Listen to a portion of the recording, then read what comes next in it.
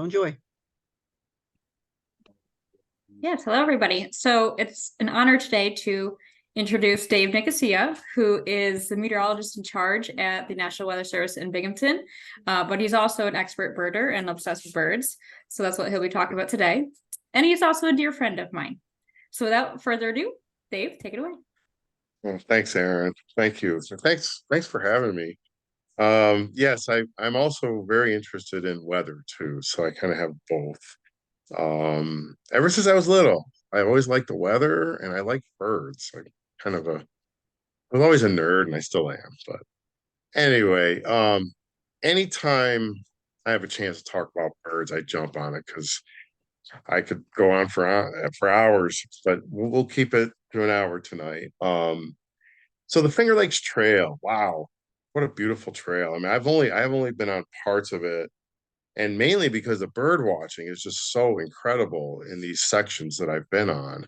And I don't know, I've talked with Erin many times, about being on the trail and everything, and she came up with the idea. I said, yeah, but there's a lot of the trail that I haven't been on yet. I mean, it goes all the way. I mean, when I look at the map, I'm like, holy smokes, what an amazing trail. So pretty cool. So and the challenge that I have with this talk, I'm going to share my screen here. Let's see here. Hold on a second. All right, I should be able to share it. All right, and then I have a slideshow. You all see that? Got it? All right. Yep, the challenge I have with this talk is there are so many species of birds that are on the Finger Lakes Trail. So I had to just pick just a very small subset. What I'm going to try to do is just talk about the most common birds that you would see. And then I really would hope to inspire many of you to explore the birds further, because this trail is just rich with different types of habitats, and just a lot of diverse habitats, and with that you get a lot of diverse birds. So it's just it's a treasure that we have, and we're very lucky to have it here in upstate New York. So again, this obviously you folks know this a lot better than I do, but so when you think about it, all the way from Niagara Falls, and there's all these areas. You get down into the Alleghenies. I didn't know it actually went down into Pennsylvania. Is that right, or is that the border? Yeah. Does it dip into PA a little bit, or am I? Is the border Yeah, wrong? yeah, It it actually, kind of goes into Pennsylvania a little bit. because that's one thing I didn't know. That's pretty cool. Um, and of course, the area that I'm most familiar with, I live in Broome County in Binghamton, so I do a lot of hiking up in this area and bird watching up in Shenango County, northern Shenango County, which is very rich in different types of unique habitats. And I've also hiked on some of the summits in the Catskills too. So, I don't believe it was on the Finger Lakes Trail, but the habitats the Finger Lakes Trail goes through, I've been through. So, what I'm going to start with, well, first of all, I already kind of covered this. Finger Lakes Trail, lots of diverse habitats, lots of deciduous woods, northern red oak, white oak, maple, and there's several types of maple, mainly sugar maple, red maple. There's also silver maple in the more wet areas, swampy areas. Beech trees, lots of those. Then we get into the mixed forests, mainly sugar, red maple, American beech. Again, you got your oaks, eastern hemlock, white pine. And then when you're in the Catskills, when you get to the summits, you have red spruce and balsam fir, the boreal forests that are present, in Canada. So what a very interesting you know ecosystems that we have. You've got the boreal forest, literally. It's just the Catskills are so high up that climate is very similar to what it is in Canada. And then in northern Shenango County and especially where the Finger Lakes Trail goes, there's what I call boreal-like forests, because back in the 1930s, they planted, millions of trees, and they were all mostly Norway spruce and a few other types of spruce trees. So there's a lot of boreal-like forest in the section of northern Shenango County. It's a very unique habitat, and there are a lot of birds that nest, that nest in Canada that are actually down there. Of course, you have your fields, swamps, ponds, and smaller lakes. So again, with diverse habitats come diverse birds.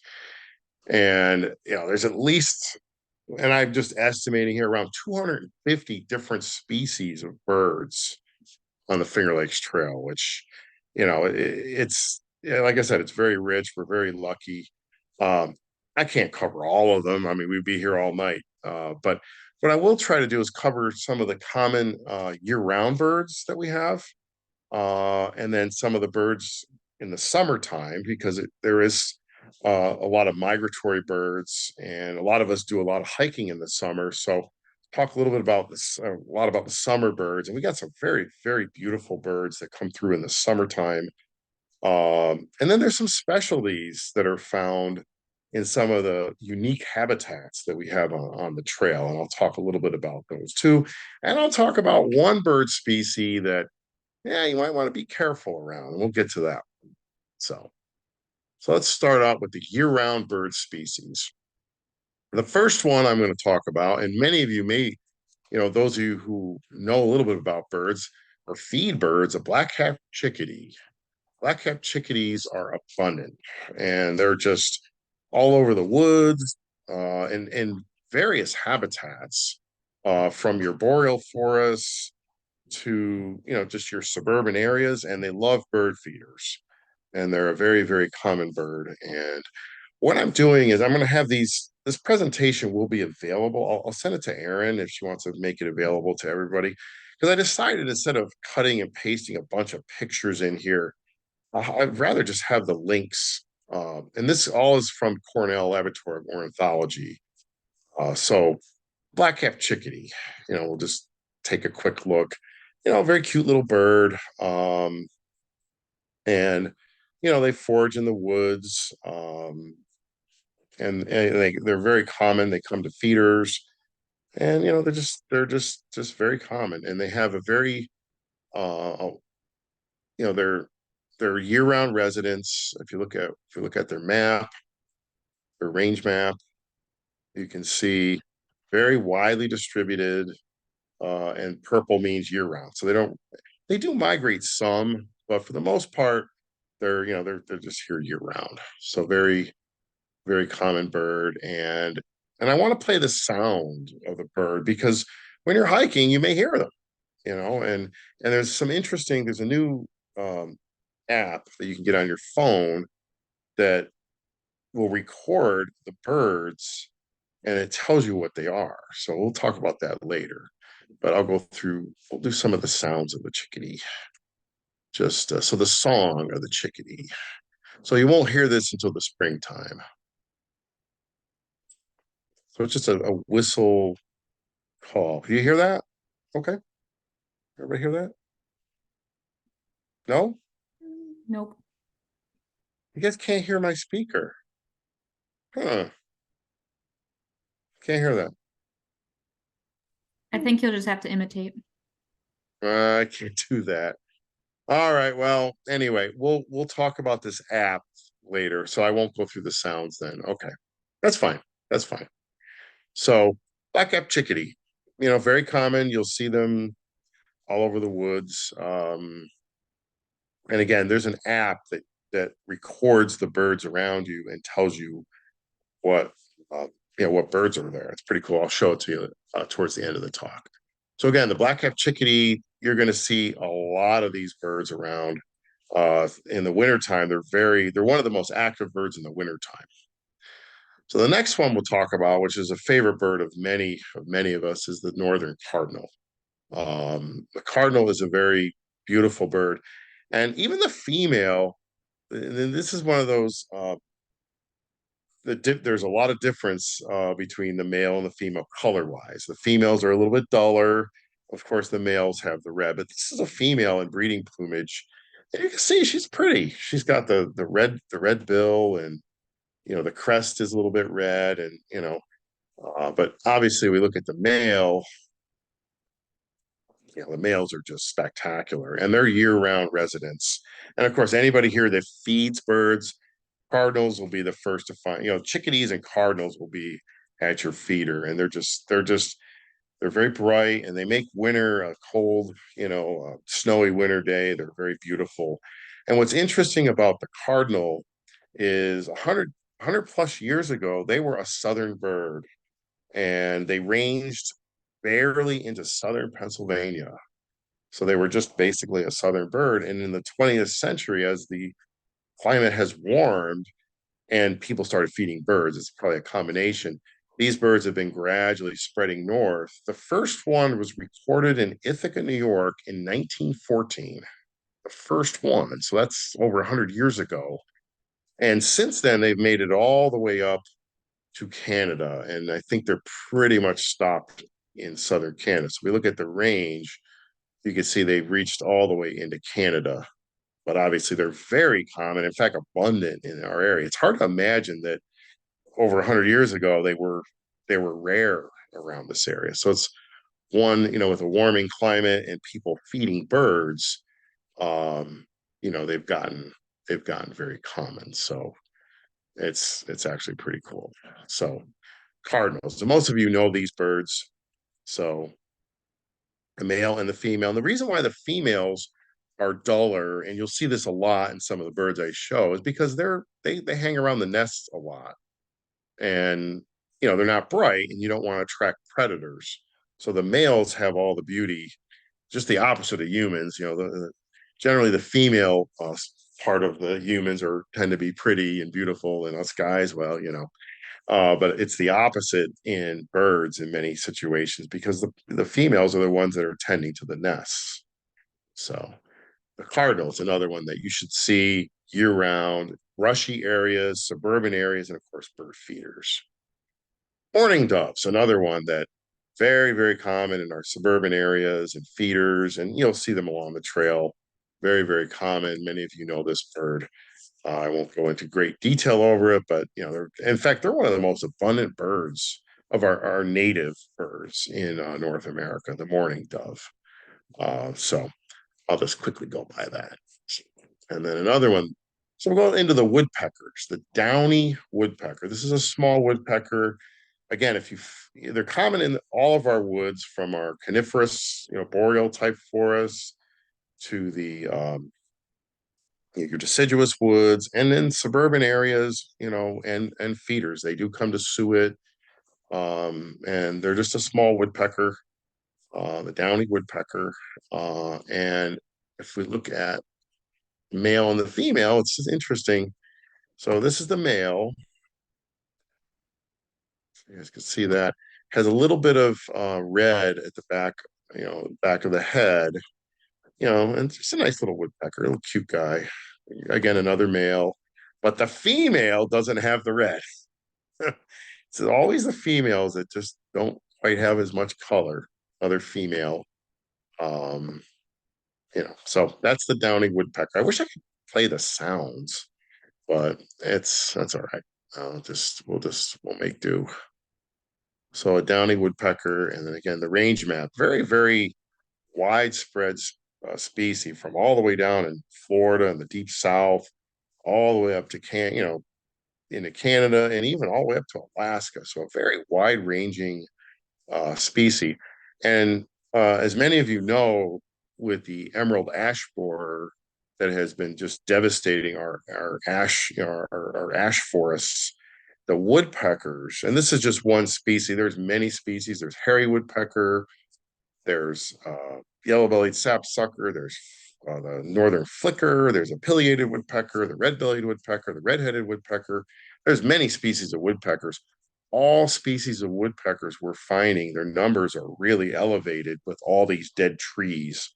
So hiking along the trail, if you come across a lot of dead trees, you'll find quite a few woodpeckers, and the downy is certainly one of the most common woodpeckers. So a question for somebody in the group, and this is a question I have just in general, is with all these dying trees, is there any effort to remove them from the trails? Because you don't want to get hit with one of these, these branches. Because I've seen some of them down. Go ahead. Yeah, we actually just cut down some by the Outback Inn on the Bristol Hills branch before they fall on the lean-to. Yeah.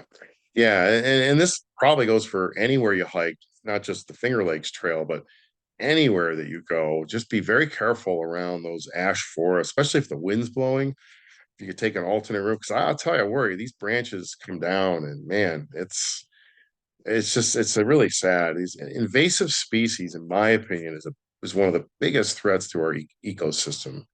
We've seen so many trees die, and it's just not a good situation. So, but anyway, it's helping the woodpeckers out, at least temporarily. So, all right, so moving right along, the white-breasted nuthatch, another very common bird year-round. Again, the different from your coniferous forest to your deciduous suburban areas, and they also come to feeders. They're a neat bird. Very, very pretty, just a nice light blue. And again, I'm going to give you this thing. This All About Birds from the Cornell Laboratory of Ornithology is just an outstanding resource. It has all the species, and it goes through, it gives you the information identification, their life history, their sounds, maps, and that's why I'm using it. I figured it just would be a great way to show off this resource, because I'm just giving you a flavor for all the birds we have, and I hope I inspire you to go dig deeper. So again, all these links and these websites are available on this presentation. So again, this is the white-breasted nuthatch, just a very, very pretty bird. What's interesting about nuthatches is they'll walk down. They also that you find them on the trunks of trees, and they'll walk down, they'll actually go down the other direction. They don't go up, they come down, they go both directions. It's pretty cool. So you'll see them like that.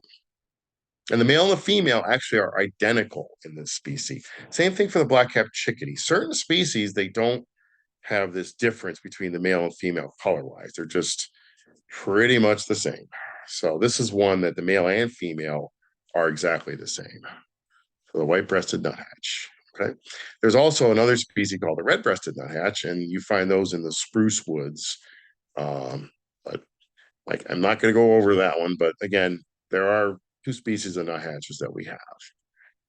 And then another year-round bird that is a little bit different in the sense they're very common to abundant in the wintertime in the brushy areas, suburban areas, and feeders, and in the woods too as well.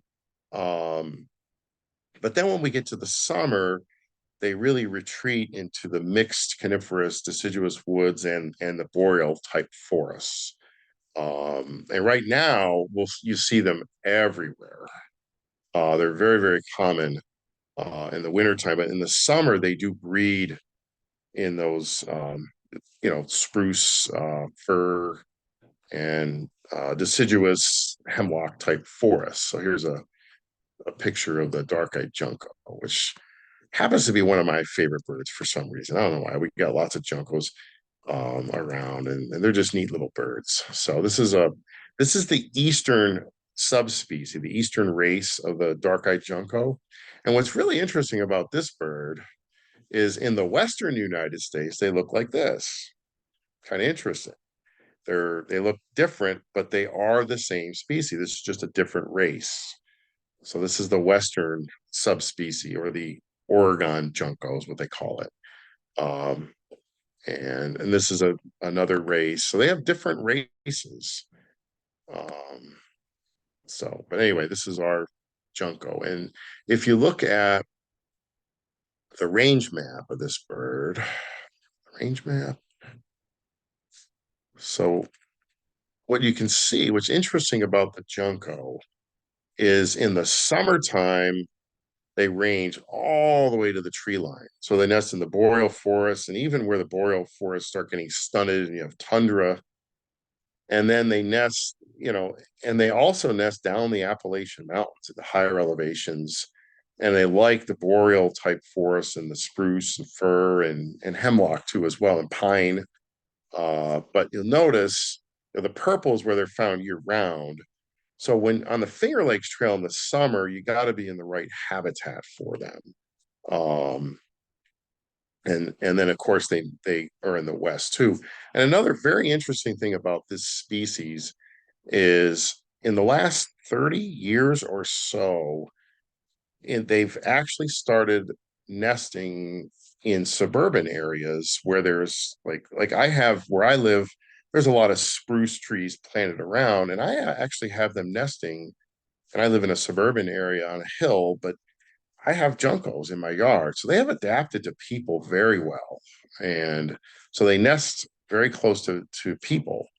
Many people will like they hang plants, and the junco will nest in a hanging plant by a door. It's kind of interesting. I mean, I've had that. My father has had that too as well. So, and many people have stories of juncos nesting right by the house.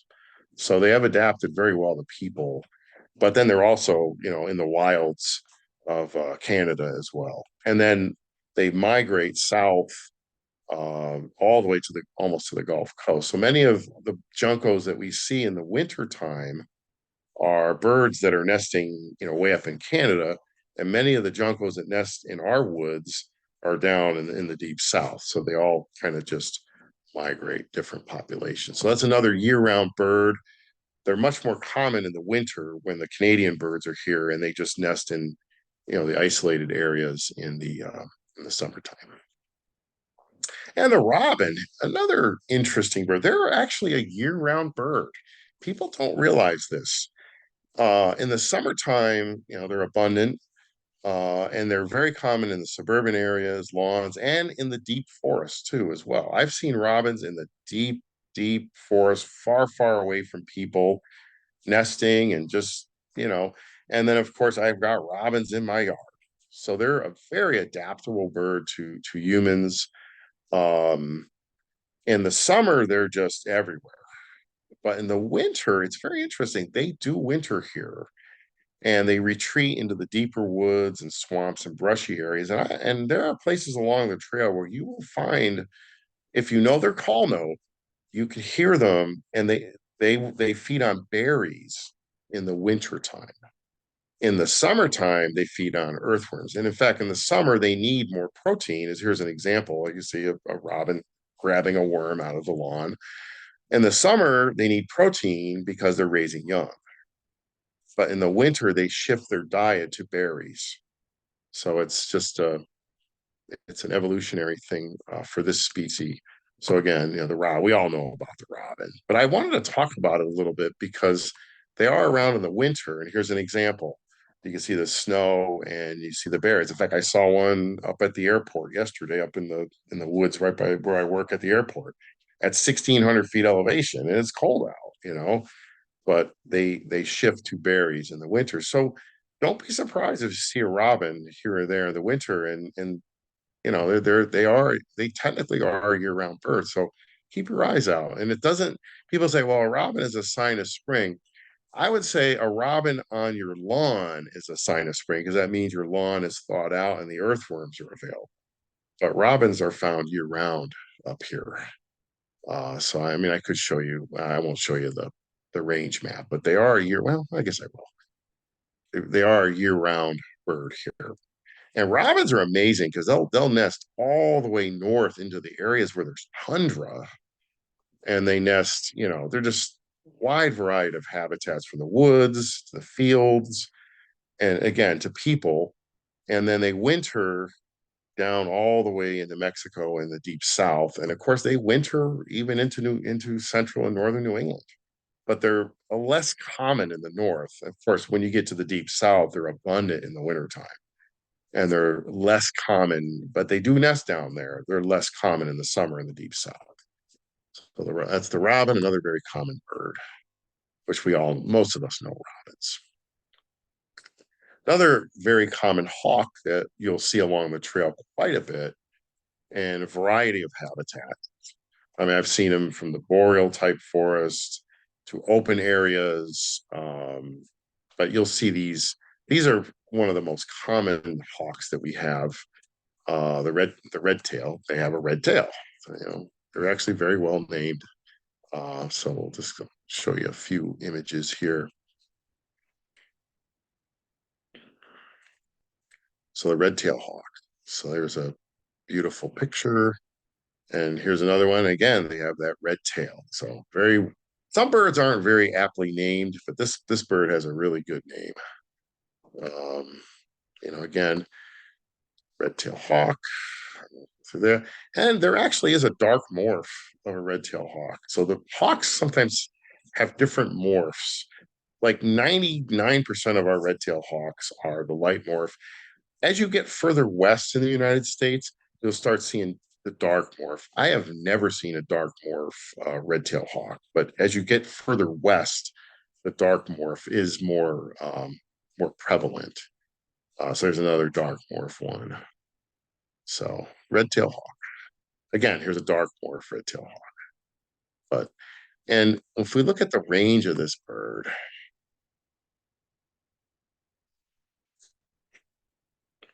again, a very widely distributed into Canada, all the way down to Mexico. This is the bird that when you drive along the highways, you'll see a lot of them in the trees, and they mainly feed on rodents. So you'll see they become more common. They're common all year round, but they become even like almost abundant, especially along the highways and other areas. You'll see these birds just sitting in the trees, and of course along the trail, there'll be red-tailed hawks around. And chances are, if you see a hawk soaring around in the winter time, very good chance it's going to be a red-tailed hawk. And I'll talk more about our summer birds in a little bit, because there's another hawk that you'll see a lot of in the summertime. And then the bald eagle. In fact, I was out bird watching today, and I had 4 bald eagles. So the bald eagles have become very common, and this is such a great conservation success story. Like I said earlier, we all know what a bald eagle looks like, but I just love looking at them anyway. So we'll just take a look. And I do want to go over one thing with the eagle, but the beautiful thing about the eagle was, when I started bird watching, I was, probably about 8, 9 years old back in the late 70s. And there were no eagles at all. And it was very sad because, a lot of the old timers that I, birded with in the Audubon Society, they talked about how the eagles used to be so common along the Susquehanna River and the Chemung River. And they just were everywhere. They just were kind of a common bird, and they were gone. They were literally gone. So I would bird along the Susquehanna, and it was just like, man, we're missing, and I never saw an eagle. And I started birding in really 1970, 77 or 78. I think I kind of got my first pair of binoculars and pretty serious in 1978. I didn't see my first bald eagle until 1989. So it took me 11 years to see a bald eagle. So, but this is what, we know the bald eagle as, the white head and the white tail. But this is a young bald eagle. And a lot of people will confuse these with vultures. That's why I wanted to go over this a little bit. You'll see, the young eagles have the mottled white underneath. And there's a lot of young eagles. In fact, today I had 2 young eagles that looked almost exactly like this. And then the 2 adults. So it probably was a family group from last that just nested I was up at the Whitney Point Dam. Probably there's a nest there, and it probably was that same family group, and they were kind of hanging out together. The water's still open on the dam, so of course they can still get their fish. But this is what the young ones look like. I'll just go forward, and again, another young one. It takes them 4 years to get their white head and white tail. So there's various plumages between 1 and 4 years old, but they all have that. They're big. They have large wingspans, and their head sticks way out. So again, this is another one going through the transition. This is a 3rd-year bird, and of course, there's some other ones. And then here's an interesting thing, and this shows it. In fact, I saw something very similar to this today. I had the male and the female sitting in a branch today, and they sit very close to each other. And with I believe with all raptors, the females are larger than the males. So the females push the males around a little bit different than our species. Males and humans obviously are we're bigger, we're stronger. Well, not in the raptors. So you can see on the left, this is the female, bigger, a bigger bird than the male. And I don't, I'm not an ornithologist. I don't know why exactly, like why it evolved that way. But in raptors, the females are larger than the males. So this is a really good example of that.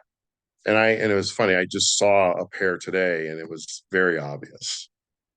And of course, these are not my pictures, and I've been trying so hard. I do photography too to try to get that eagle grabbing that fish, but this one is on its way to getting a fish. So bald eagles. So another very kind of, I'm very happy that they're very common. So anywhere where the trail goes through near bodies of water or rivers, look for the bald eagles. Okay, so now I'm going to go to some select summer birds that you'll get in the summertime. Because we do a lot of hiking in the summer, and a lot of birds migrate back to our area. That they're a lot of them are in Central and South America right now, wintering down there where it's very warm.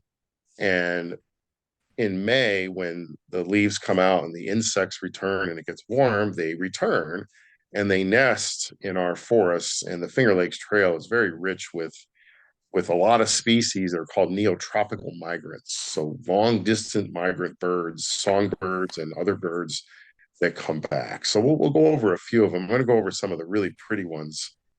The first one is the scarlet tanager. And this is, in my opinion, probably the most beautiful bird in North America. I mean, there's other ones, but this is just my opinion. But they're very common in our deciduous and mixed, coniferous deciduous woods in the summer. They winter in South America, and they are absolutely gorgeous. So we'll show you a couple beautiful pictures. These birds are just gorgeous. The males, the females are going to be dull, but there's a male scarlet tanager. And these birds are quite common. But the thing that happens is they're very, very, they hide in the trees and they're near the treetops. And once the leaves come all the way out, ooh, they're hard to see. So May is a really good time to see these birds before the leaves come out. And I do photography. So when I get, like, I've got some pretty good photos of these guys, but it's like around May 10th when they first arrive and the leaves aren't completely out. So once the leaves get out, you have to know their song. And I wish I can get the sound to work.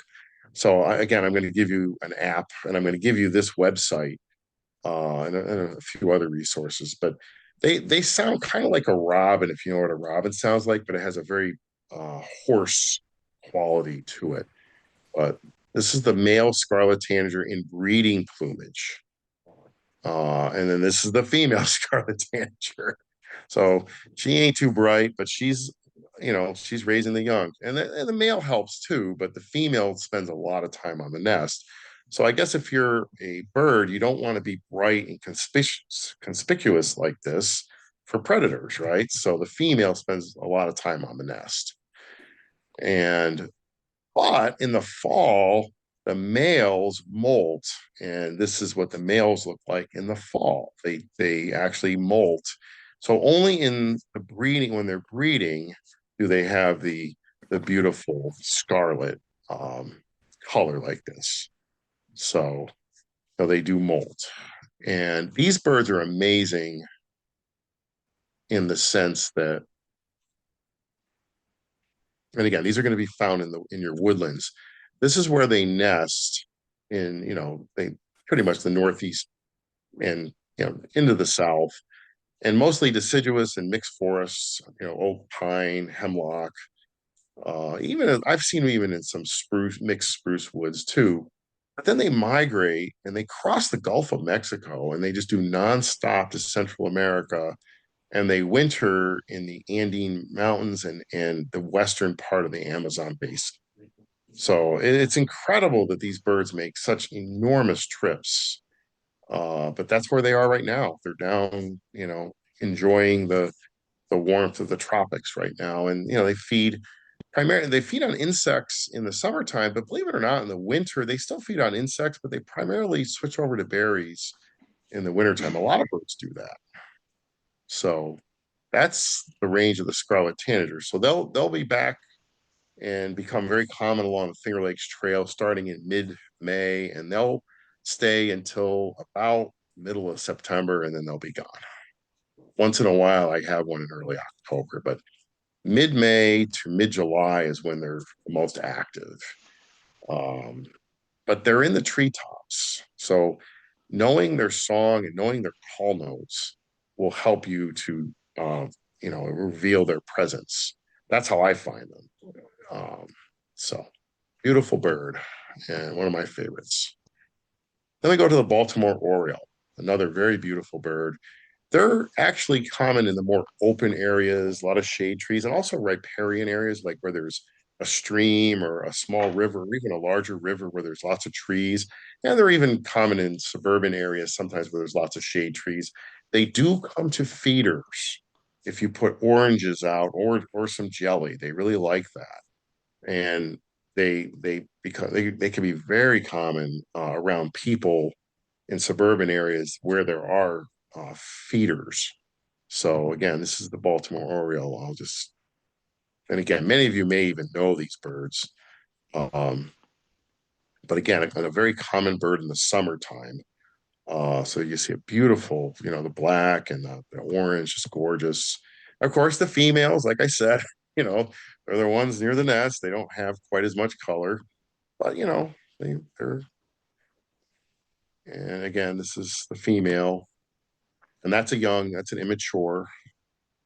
Um, and here I wanted to show you this picture. There's an orange, and so you put oranges out, and this is a video. You can see they like to feed and enjoy the orange. So you just stick an orange on a branch of a tree, and I think the orange attracts them because they are orange, and they might think, "Oh wow, it's another male or something," and then they realize, "Oh, there's food." So you want to get Orioles, oranges out, and they actually have feeders that you can stick oranges on, and you'll get the Orioles. So, and they eat berries in the fall. That's a young one. So again, here's someone hung this, and they put some oranges out, and there's your Oriole. So, what a great bird to come to your bird feeder by your house. So absolutely love Orioles. Beautiful birds.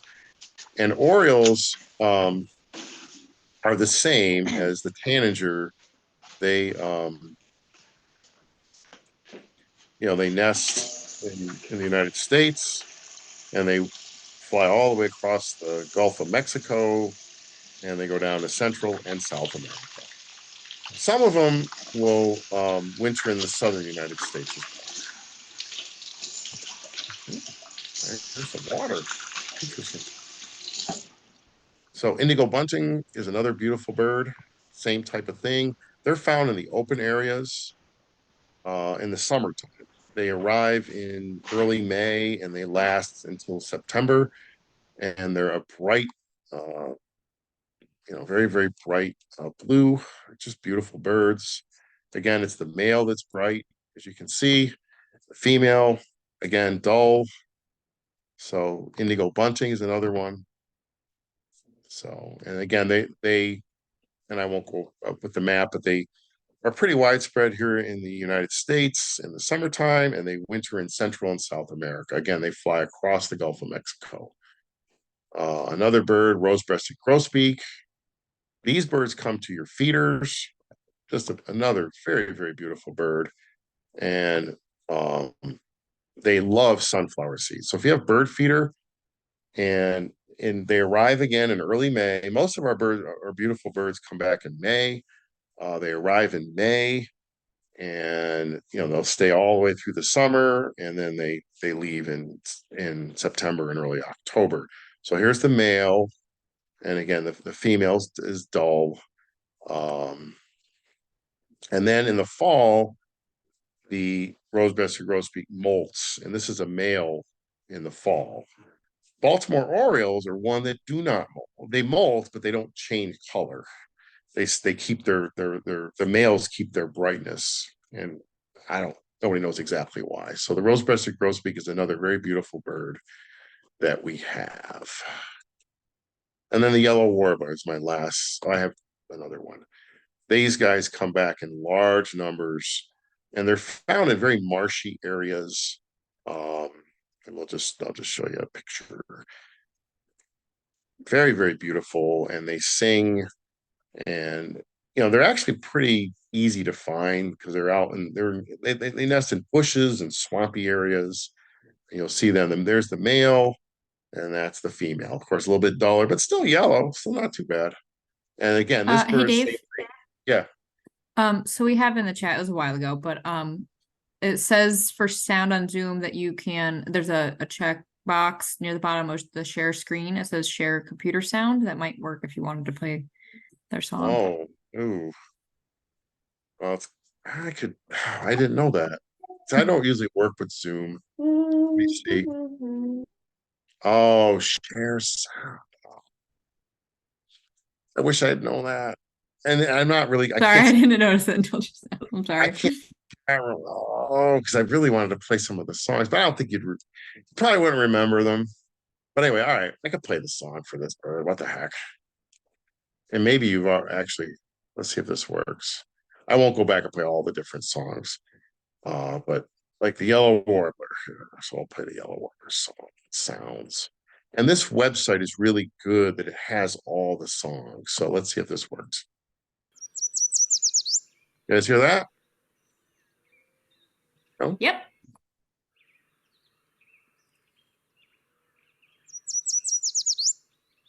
So knowing the songs of the birds helps you find their presence. And then that's how I find birds a lot. Especially the songbirds that you see along the trail. You're going to hear a lot of birds singing. So knowing their songs is really important.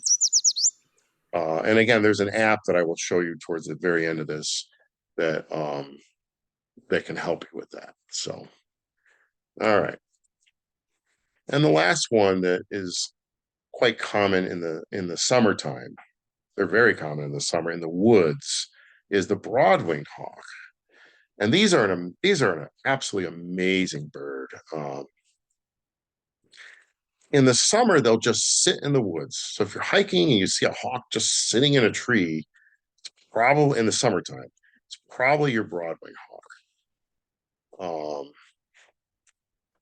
This is what they look like when they're soaring. They have the bands on the tail, but this is a lot of times you'll see them just sitting on a branch in a tree when you're hiking in the woods. They feed on toads, and frogs and small snakes and, rodents. And they just sit there and they wait for them and they just drop down on them. And they won't really soar. They soar a little bit when they first arrive. But then when they start nesting, they really a lot of times they'll just sit in the woods. So if you see a hawk just hanging out and sitting in the, below the canopy, just sitting on a branch in a tree in the summer, chances are it's probably a broad-winged hawk. And they're very common. And one of the amazing things about these birds is they migrate all the way down to Central and South America in enormous flocks. And I'm going to show you a video of that. I believe they have a really good video of it on here. Yeah, here we go. Oops. And I've seen this before, and it is an absolute spectacle. Can you guys see that? It's a swarm. It looks like a bee swarm. Those are all broad-winged hawks migrating. And what they do is they ride the thermals all the way up to about 6,000 to 8,000 feet up to the top of the thermal, and then they glide off the thermal and they find the next thermal and they ride up the thermal. They're just absolutely incredible. And I've seen as many as there was one flock I saw, it was about 2,000 birds just all swarming around. It's just And what's amazing is these birds, as they go further and further south, more and more birds join them. So by the time you get down to Texas, there are parts of Texas, especially near the Gulf Coast, where there'll be millions in the air. And then there's a place in Veracruz, Mexico, where the mountains are very close to the coast. Birds do not like to fly over the ocean. They use the thermals, right? There's very little, if any, thermal activity over the ocean, right? But over the land, there's a lot of thermal activity. So they get squeezed. There's like a little squeeze point, and literally there'll be what they call the river of hawks.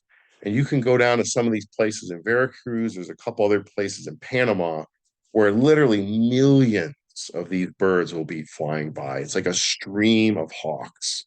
I haven't been down there, but I've seen video of it, and it's just mind-boggling how many hawks there are that go by.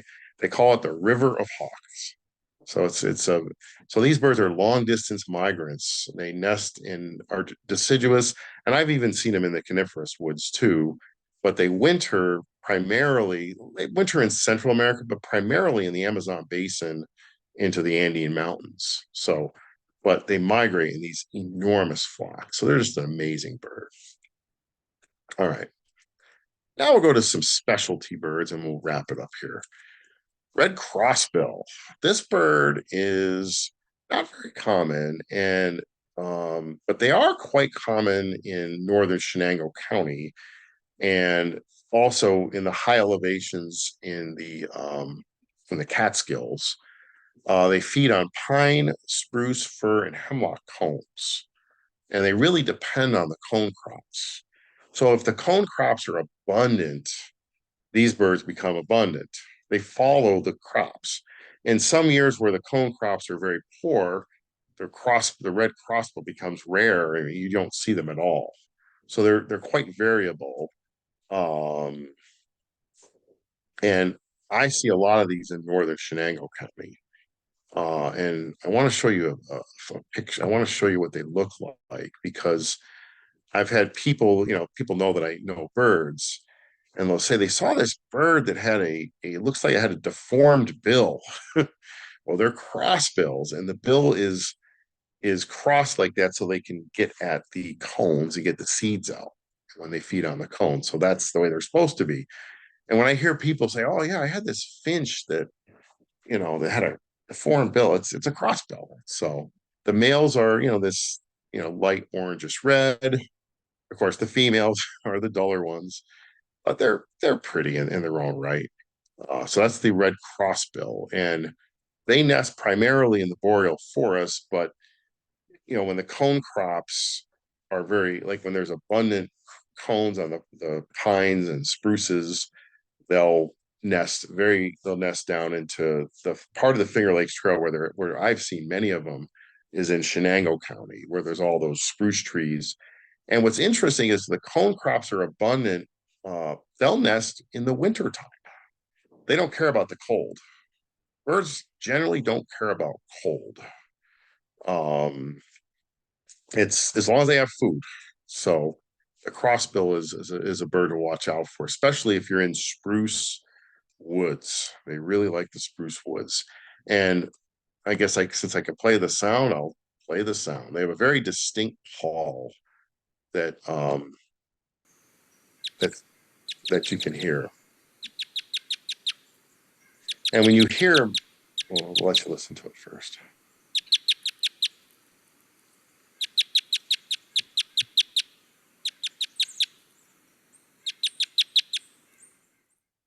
And you'll hear like a bunch of them, so they become pretty noisy.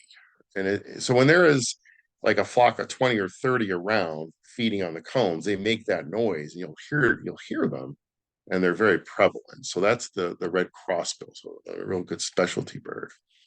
Another one, Swainson's thrush, bird that is a boreal forest nester in Canada, but they do nest in the Catskills, in the Alleghenies, and northern Shenango County. That part of Shenango County where the Finger Lakes Trail goes up is just a gem. And these birds are they're a thrush, and the male and female are the same. They don't have a lot, they're brown and they have spots, and they have, a buffy eye ring, buffy color. But Swainson's thrush. But the thing about Swainson's thrush that I love the most is they have an absolutely gorgeous song. So I'm glad Aaron, you told me the sound. They have an absolutely beautiful song. Let me play the Eastern race.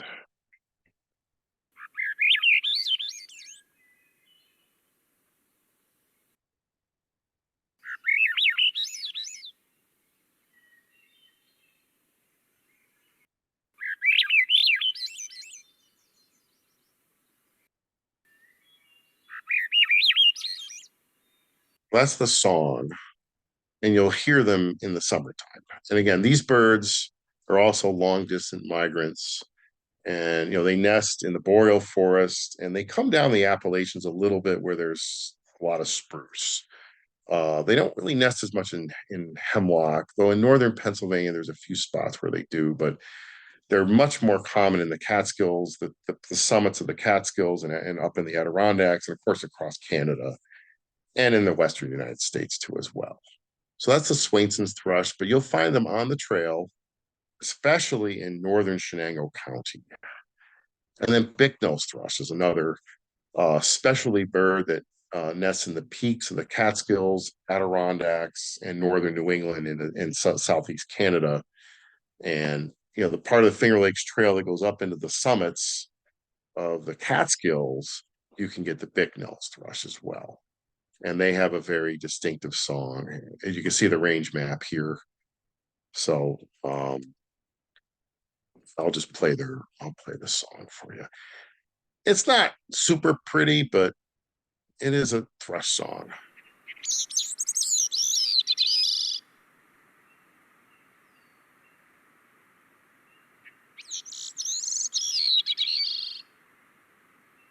So again, it's kind of an interesting song. But the Bicknose thrush is another specialty bird on the trail. And then the last bird I'm going to talk about that you want to be careful about, they nest, and they're pretty sporadic, but they nest in the deep coniferous woods. The northern Shenango County has a lot of, well, I wouldn't say a lot of them, but they nest in the spruce woods there, Alleghenies, Catskills.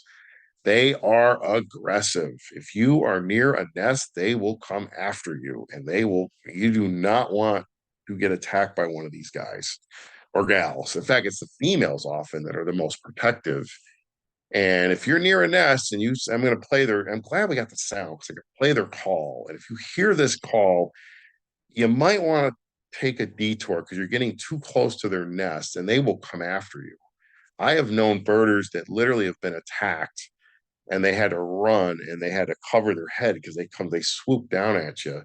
And these birds have talons that are, you don't want to mess with them, but they're beautiful, but they're something to be careful about. They're a beautiful bird. I'll show you a few pictures. This is the last bird I'm going to show you. And they are actually very pretty.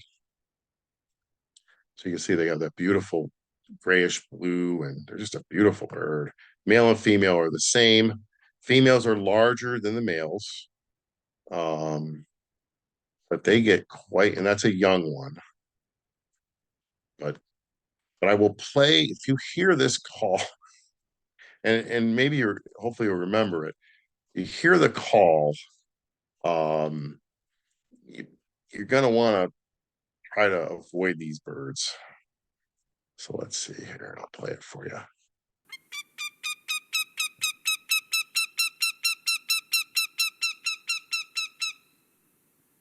Yeah.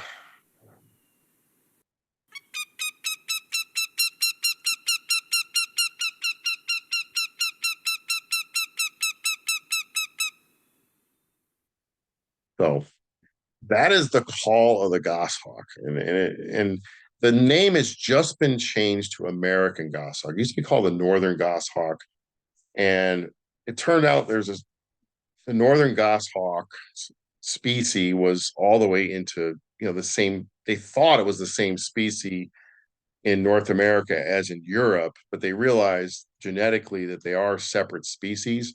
So they've changed the name to the American goshawk. But these are aggressive birds that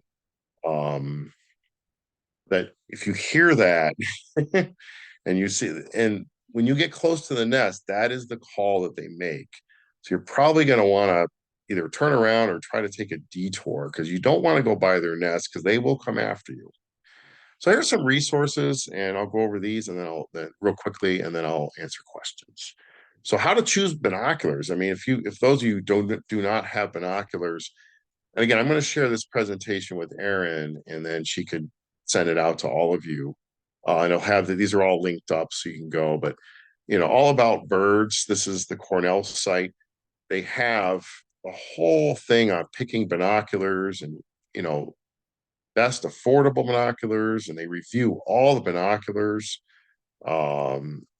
And they tell you what to look for. And it's a really good website especially if you want to just get into this, because I recommend if you want to get into birding, you have to have binoculars, and you want to get a decent pair. And there are affordable binoculars that will do you very good. You don't have to spend, $500,000. You can get a nice pair for, a reasonable price that will do you just well, especially if it's not a main hobby of yours. You just want to have a pair of binoculars. This website will recommend some of the it's Cornell. And then the All About Birds. This is the site I've been showing you. And, you can go into, birds, and then you search popular species. It has all the different types of birds. They've got all kinds of information. So I really recommend All About Birds. And I've been using that. The other thing that I strongly, strongly, strongly recommend is you get the Merlin ID app for your phone. You can get it, on the App Store on Apple phones and Google Play. What this app does is you run it and you hold your phone up and you hit record, and it listens, and it takes the sound in, and it will identify, by sound. It knows it uses artificial intelligence, and it will tell you the birds that are singing. So if you hear a bird singing, you don't know what the heck it is, you get this app. It's free. You get this app, and it will tell you the bird. And then you know that bird is there, and then you can look for it. So it's a really, in my opinion, is really revolutionizing birding for the beginners and for those, and it'll help you learn the songs too as well. So it's called Merlin Bird ID. I strongly, strongly recommend it. And I know people that really aren't super birders, and they just like to have it, and they just say, wow, there's like 15 species of birds singing around my house. So another great app. And here's another app that I really like. It does cost a little bit of money. It's $20, but it is actually a field guide that you can get right on your phone. And it has all the different, field marks and all that. And then lastly, eBird. This is how I record my birds. I could show you, it has all my lists and all the different birds that I see. So it's a very, very useful website. It tracks everything. So it tracks all the pictures that I've taken. It's just a really good site. It's called eBird. So, all right. So with that, again, I will send all of this to Erin, and Erin, you will forward it to everybody, right? You got that? Yeah, I can do that. All right. And we're also So you'll have all these. Go ahead. Yeah, we're also posting this recording on YouTube as well. Okay. Yes, and that's great. I'm glad you're doing that. But I have this all linked up so they could just click right on it and go right to the website. So, okay, with that, I'll take questions if anybody has any. There's a few in the chat that I'll read, but I did want to say about the goshawk. Last year there was one nesting kind of near Bainbridge that swooped past my head quite a few times. I'd say I was lucky. I put up my poles like on either side of my head just to protect myself. But yeah, it's a little scary. Yeah, I really wanted, that's why I went over that bird and Yeah, around the trail, and definitely on the trail. That's where I was. there's a nest nearby. They're gonna come after you. They're aggressive. And it So followed me for a while too. yeah, they just, in my opinion, you start hearing that noise, just get going, get moving. Hmm. And yeah, if you have poles or anything you could put above your head that'll protect you.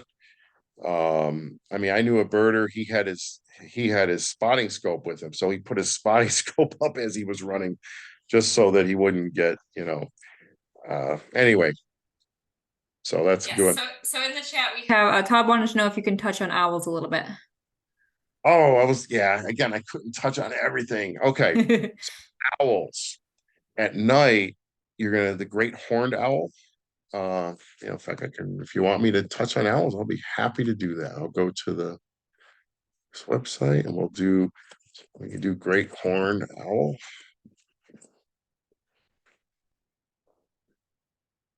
So again, the great horned owl is the most powerful predator we have. And it has the classic, that's the classic owl hoot that you hear.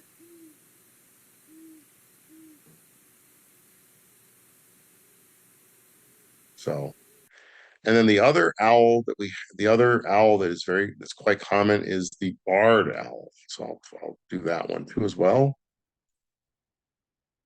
And that's what's nice about this. You can just search. Of course, you got to know the birds. Barred owl is another very common owl that we have as well. They look like that. And they sing, or their hoot is a little bit different.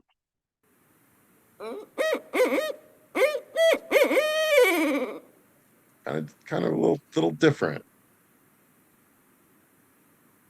So that's the barred owl. And then the other one that we have is the eastern screech owl. Eastern screech owl. And they come in different colors. There's a gray morph, a red, and a red morph. And they have a whiny call.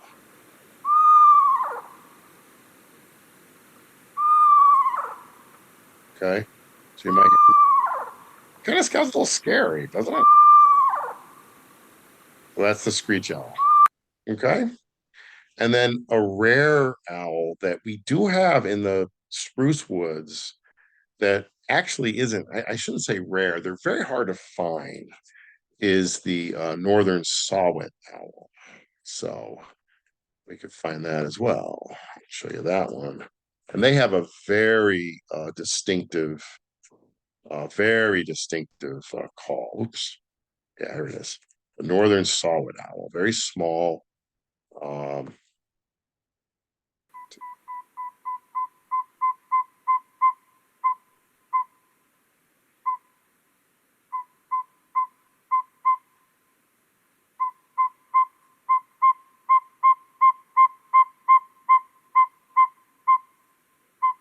So you'll hear that. That's the northern saw-whet. And again, they're most common in the spruce, and they really nest in the coniferous forest, the spruce woods. So those are the main owls. I mean, there is short-eared owl, long-eared owl. Those are really hard to find. So there's a few other species, but yeah, I didn't really. Yeah, there's just so many different. I didn't go over waterfowl. There's just so many different types of birds. So, So any else? I have a quick Any other, question. any other questions? I'm not sure if you can hear me. I just had a quick question or Sure. statement about the saw-whets and the long ears. They generally just migrate through. Not too many of them stay around. I do the bird counts for the owl counts at Braddock Bay Oh, okay. during the migration, and we see nearly 100 of them in one square mile there. Yeah. I've heard, and they have banding stations for the saw-whets, and it's incredible how many of them are. But like when you're out birding, it's so hard to find these guys. They're Well, just, we don't use the banding stations for them because we catch them at night in the nets. oh, and the net. Yeah, the banding stations are generally for the hawks. Okay. But So you use the yeah, net. so and I have a Nice. screech owl in my backyard, Oh, yeah. in the box. Oh, yeah. And the screech, I'm glad you mentioned that. Yeah, screech owls will nest in boxes. Yep. Yeah, And there's very also the cool. barn owl too, but they're not very common. And they're Which around owl? the barn owl. Yeah, I haven't seen any of them around here. Yeah, they're not very common in upstate. So thank you. Yes. Anybody else?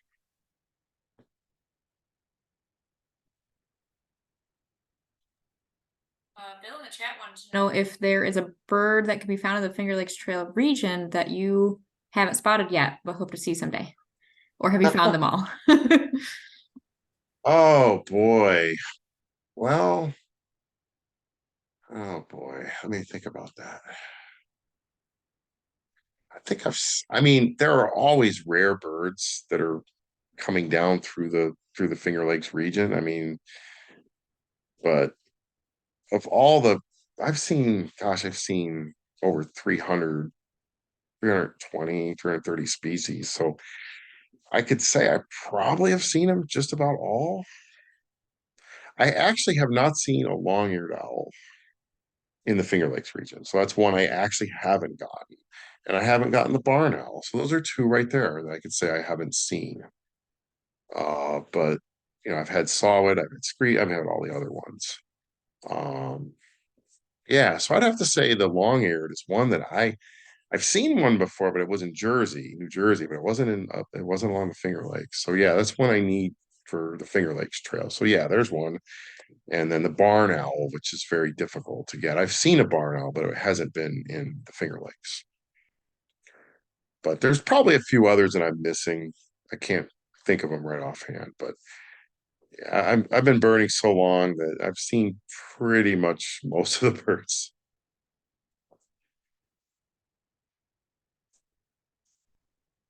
Other questions?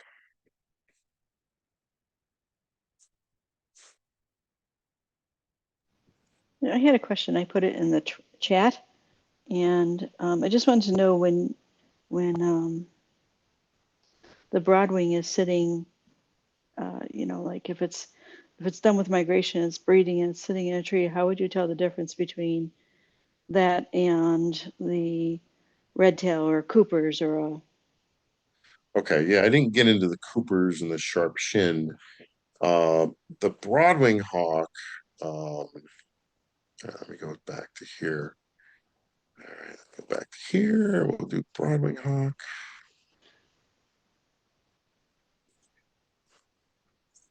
Yeah, when I did this talk, it's like there's just so many birds that, Yep. So the Broadwing hawk, you know, the one thing when they're soaring up in the air, they got these bands on their tail. And one of the things we look for is their primaries, these are the primary feathers, come to a point, right? And they have, you know, we call them the Broadwing hawk, but all hawks kind of have the same width. I don't really think they're that broad, to be honest, but they got the band. The red tail hawk is going to be different underneath, and they don't have the band on the tail. All right, and then Right. They have like a belly belt, right? yeah, the red tail, and again, the Broadwing hawk doesn't have a red tail, but if we look at, let me go to, oh wait, this is a good website because it has similar species. I should have known better. So there's Cool. also a red shoulder hawk. So the red shoulder is a little bit different. They have the more orange in there. Um, yeah, that's what's really nice about this is it will give you, there's the red shoulder, Cooper's. So you talked about Cooper's hawk. So, and it shows you the comparison. See that? So a Cooper's hawk sitting in a tree is going to look like this. Okay. And then you go back here. So there's your, well, that's a different morph. Let me go back to the one. That right there. So you can see the difference right there. Right. That's why this is a really nice website. It is. really- You know, I have a subscription to that. Well, I mean, I have a membership to it, but I didn't Well, realize you can compare to. this is the free version. There is also Okay. Birds of the World. That's the one you pay for. But the free version, for those who are just getting into birds, I mean, you could put birds side by side like this. So That's there's your great. Cooper hawk versus your Broadway hawk. And then you're probably, there's different. Yeah, so all right. Yes, thank you. Okay. I can look at the chat too as well. Yeah, so but I really do recommend folks download that Merlin app, especially for those who aren't as familiar with birds and want to see. You'll be amazed at how many different species of birds are in the woods, especially in the summertime. There's just, you can, the app will pick up, you gotta have a smartphone. It will pick up like as many as 14, 15 species in one spot. And you know that they're there, and you can look around in the trees, and you can find them. And it'll really open your eyes to how much is really out there that, if you're hiking and you're not really paying attention, you might miss out. And there might be some really cool birds really nearby. So for those who are more on the beginner side, who want to explore this, buy that Merlin app, and then get a pair of binoculars too as well, and give it a shot. And sometimes birding isn't for everybody, but once in a while, there's people you get hooked on it, and then you want to find more and more. You want to learn more and more. And nowadays, there's so many resources available. Like I had tons of bird books when I was a kid, and that's how I learned. But now all this stuff on the internet, boy, you could just learn a lot. So hopefully I maybe we'll get some new birders out of this. Anything So else? much, Dave. Does anybody else have any questions? Okay. Well, again, right. thank you. Thank you so much. Thanks, So everyone. this will be put on YouTube, and I can send out a link to the presentation to everybody who had registered. And then next month, our FLT Connect is going to be on January 18th. Again, a Thursday at 7 p.m. And we're definitely going to have Tim Hallahan, who just completed his end-to-end of the Finger Lake Trail in October. And he's going to try to get some other end-to-enders to do kind of like a panel discussion. So I'm really excited for that one. If anybody would like to join, look out for the information on that. Okay. All right. Peg, did you have anything else you wanted to say? With the FLT, the maps and all the area where these birds could be found, if you go to the FLT website, fingerlakestrails.org, becoming a member is only $40 a year, and you can access all the maps. You get a discount if you want to buy the maps. There's also ways to check for trail closure notices, which is extremely important, especially this time of year with hunting closures. But if you're not already a member of Finger Lakes Trail, I would encourage you to do so and go out and look for some of these birds. I'm lucky. I live in Shenango County. I live in the area that was being talked about today with northern Shenango County. So I get to see the majority of these birds on a regular basis. Oh, that's fantastic. That's a Yeah. great place up there. I love it.